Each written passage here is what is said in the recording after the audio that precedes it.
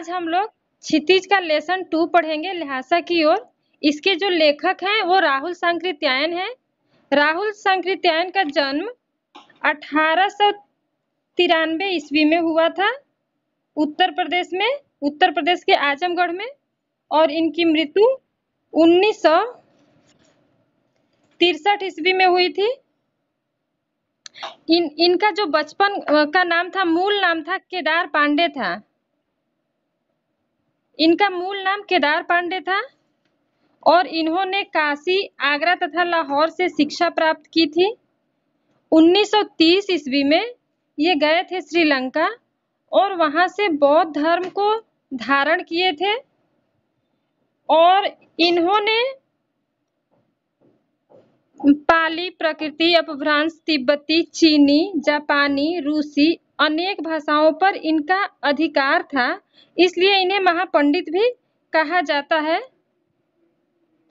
तो इनकी जो रचनाएं हैं वो है दर्शन दिग्दर्शन, 22वीं सदी, वोल्गा से गंगा, मेरी जीवन यात्रा।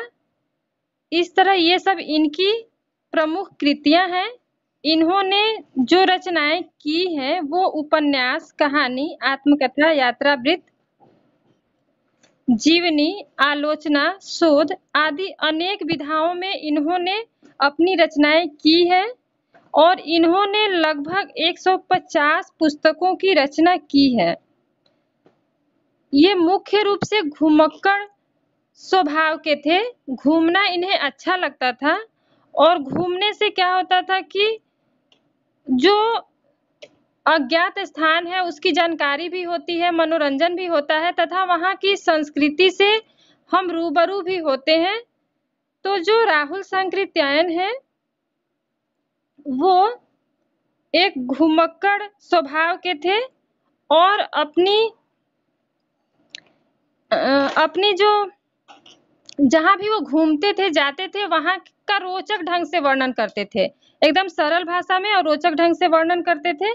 तो जो लेसन 2 है ल्हासा की ओर, इसमें भी इन्होंने वर्णन किया है कि ल्हासा जब गए थे तो इन्हें क्या परेशानी हुई, वहाँ के लोग कैसे थे।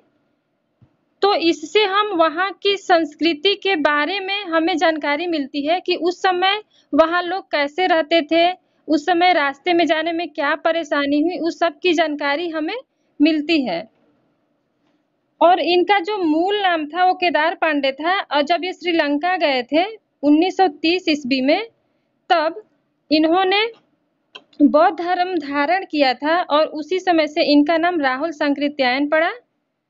तो इस लेसन में हम पढ़ेंगे ल्हासा की ओर की यात्रा उन्होंने कैसे की। तो उस समय जब लेखक ने यात्रा की थी, उस समय जो भारतीय थे उन्हें तिब्बत जाने की अनुमति नहीं थी। तब इनके एक दोस्त थे सुमति नाम के, जिनके परिचय के लोग तिब्बत में थे, तो उनसे मिले और कहे, क्योंकि जो ये बौद्ध धर्म को मानते थे और तिब्बत में जो थे बौद्ध धर्म के मानने वाले बहुत सारे लोग थे, इसलिए इनकी इच्छा थी वहां जाने की। तो इनके जो दोस्त थे सुमति, वो भी बौद्ध धर्म को मानते थे और इनके बहुत सारे जजमान वहां पे थे। ये गया से बहुत सारी चीजें, कपड़े और ताबीज वगैरह ले जाते थे और उस पे बौद्ध धर्म के जो मंत्र होते थे वो लिखे होते थे, तो वहां के तिब्बत के लोगों को ये देते थे। तो इस तरह तिब्बत के लोग जो थे इन्हें जानते थे, इसलिए लेखक उन्हीं से कहे कि मेरी इच्छा है कि मैं तिब्बत जाऊं, क्योंकि वहां पे जाने की अनुमति नहीं थी भारतीयों को। तो इसलिए ये छद्म वेश धारण किए। छद्म मीन्स होता है कोई भी रूप धारण करना, अपना रूप बदल के जाना। तो इन्होंने भिखमंगे के रूप, दोनों लोगों ने भिखमंगे का रूप धारण किया और वहां जाने के लिए योजना बनाई। तो उस समय वहां जाने का केवल एक ही रास्ता था और वो रास्ता था नेपाल से होकर जाता था वो रास्ता, और उसी रास्ते से सैनिक भी जाते थे, व्यापार भी होता था, और हिंदुस्तान की ही नहीं, नेपाल की भी कोई चीज़ यदि तिब्बत जानी होती थी, तो उसी रास्ते से वो वहाँ जाती थी। तो वही रास्ता था, एक रास्ता था जिसके द्वारा ये लोग तिब्बत जा सकते थे, तो उसी रास्ते पर ये लोग गए और भिखमंगे का वेश धारण किए हुए थे, क्योंकि अनुमति नहीं थी जाने की। तो ये लोग रास्ते में जा रहे थे तो देखे कि जो चीनी सैनिक वहाँ पहले रहते थे और उनके जो चौकियाँ थी और उनके जो घर थे वो गिर चुके थे, खंडहर हो चुके थे, और रास्ते में इन्हें दुर्ग भी मिला। दुर्ग जगह-जगह जो कि पुराने हो गए थे, और जब ये लोग जा रहे थे तो ऐसी ही एक दुर्ग था जहाँ पे रुक के इन्होंने चाय चाय पिए थे ये लोग, और जो फौजियों के जो घर थे रास्ते में वो गिर गए थे एकदम। तो वहाँ पे जो किसान थे तिब्बत के, वो अपना घर बना लिए थे और खुशहाली पूर्वक अब वहाँ रहते थे। तो इन्होंने यात्रा 1938 ईस्वी में की थी। तो फिर आगे बढ़े ये लोग, तो क्योंकि वहाँ पे सुमति जो इनके मित्र थे उनके जानने वाले लोग थे, इसलिए इन्हें वहाँ रहने में कोई परेशानी नहीं हुई और इनके रहने की व्यवस्था हो गई। और वहाँ पे बता रहे थे, लेखक बताते हैं कि तिब्बत जाने के लिए यात्रियों को बहुत सारी परेशानियाँ थी उस समय, और परेशानी तो थी लेकिन कुछ राहत की भी बात थी, क्योंकि वहाँ के जो लोग थे वो बहुत ही अच्छे थे। किसी अनजाने व्यक्ति को भी आदर सत्कार करते थे। यदि हमारे पास सामान है तो हम उन्हें दे दें तो वो हमें बना के हमें दे देते थे, और आपको यदि लगता है कि आप जो सामान उन्हें दे रहे हो बनाने के लिए कहीं उसमें से कोई निकाल ना ले, तो वो आप चाहो तो उनके घर के अंदर तक जाकर वहाँ बैठ सकते हो, ताकि आपको पता चले कि आपका जो सामान है वो जो सामान आपका है वो वो लोग लिए नहीं हैं और पूरा आप ही को दिए हैं। तो इस तरह वो गए थे, तो कुछ महिलाएं थे उनसे चाय बनवा के ये लोग पिए थे। तो वहाँ पे जो चाय बनती थी उसमें मक्खन और नमक पड़ता था, हमारे यहाँ जैसी नहीं थी। तो इस तरह वहाँ के रीति रिवाज का हमें पता चलता है। और वहाँ जो महिलाएं थी वो पर्दा नहीं करती थी, और वहाँ पे छुआछूत जाति प्रथा ऐसा कोई भेदभाव नहीं था, और कोई भी अनजान व्यक्ति भी घर के अंदर तक जा सकता था। बस जो निम्न कोटि के जो भिखमंगे होते थे तो चोरी के डर से उन्हें लोग अंदर जाने के लिए मना करते थे, नहीं तो कोई भी अंदर तक जा सकता था। तो जो लेखक हैं वो 2 बार गए थे तिब्बत यात्रा पे लहासा। तो पहली बार जो गए थे उसी का वर्णन जो है इस लेसन में किया गया है। जब वो दूसरी बार गए तब वहाँ पे उनको रहने की अच्छी जगह नहीं मिली थी। दूसरी बार जब ये गए थे तो पूरे अच्छे भेष में गए थे, भिखमंगे के भेष में नहीं गए थे, लेकिन फिर भी इनको रहने की जगह नहीं मिली थी अच्छी, क्योंकि उस समय शाम के समय जो तिब्बतवासी होते थे वो छंग पिए रहते थे। छंग मीन्स नशीली पदार्थ जैसे शराब वगैरह पिए रहते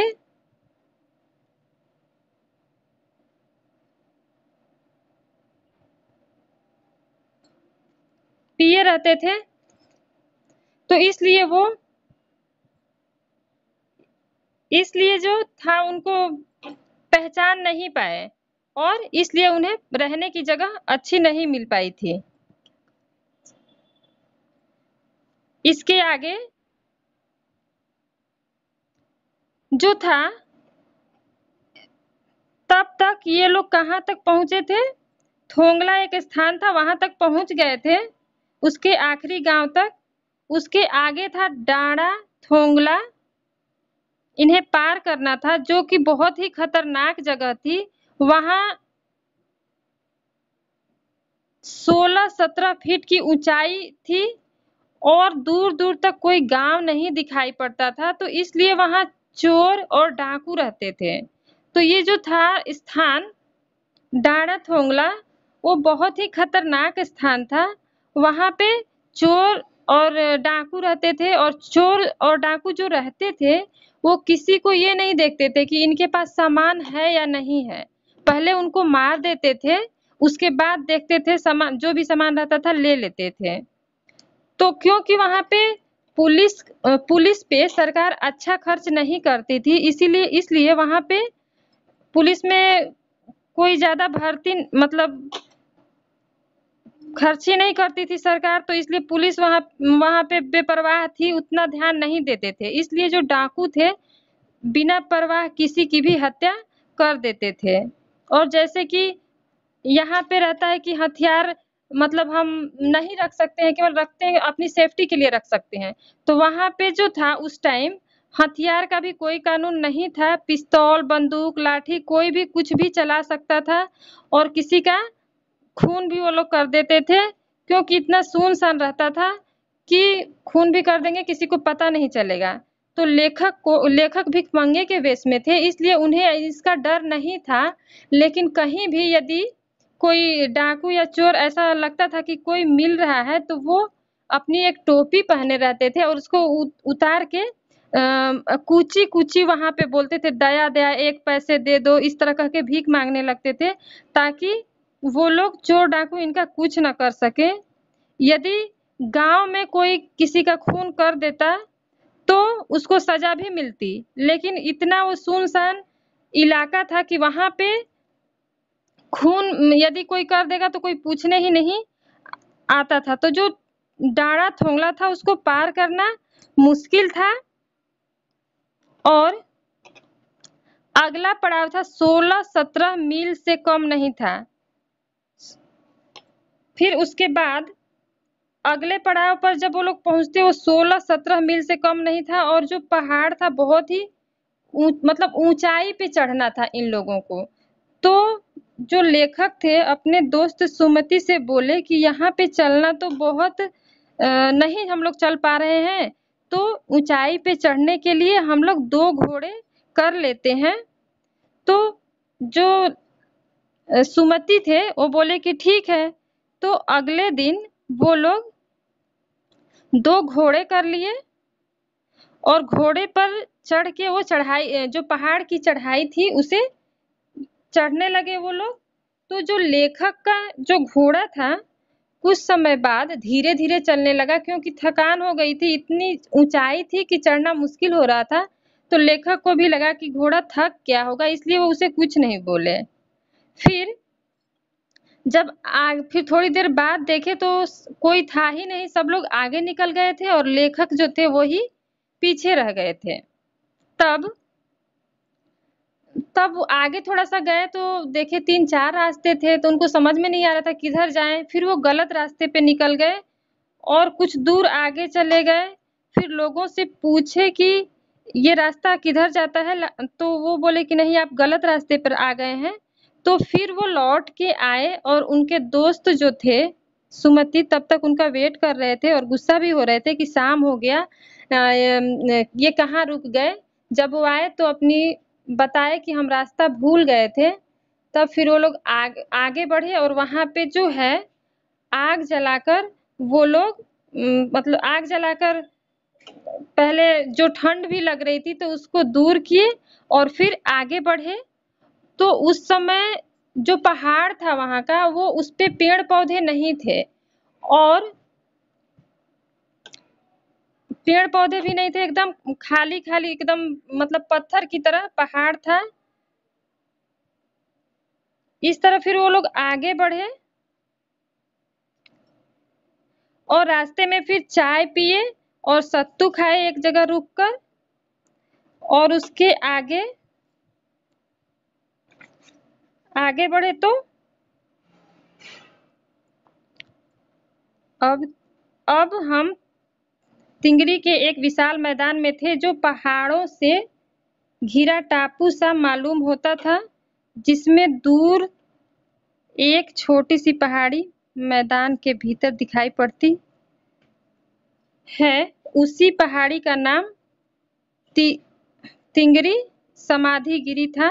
वो आगे बढ़े तो एक विशाल मैदान था। मैदान के बीच में पहाड़ों से घिरा हुआ एक छोटा सा मैदान था और वहाँ पे जो तिब्बत में छोटे-छोटे मैदान जहाँ रहते थे, जहाँ खेती की जाती थी, तो उसका एक मालिक होता था। बौद्ध धर्म को मानने वाला ही एक होता था, जिसे वहाँ के लोग राजा के समान समझते थे।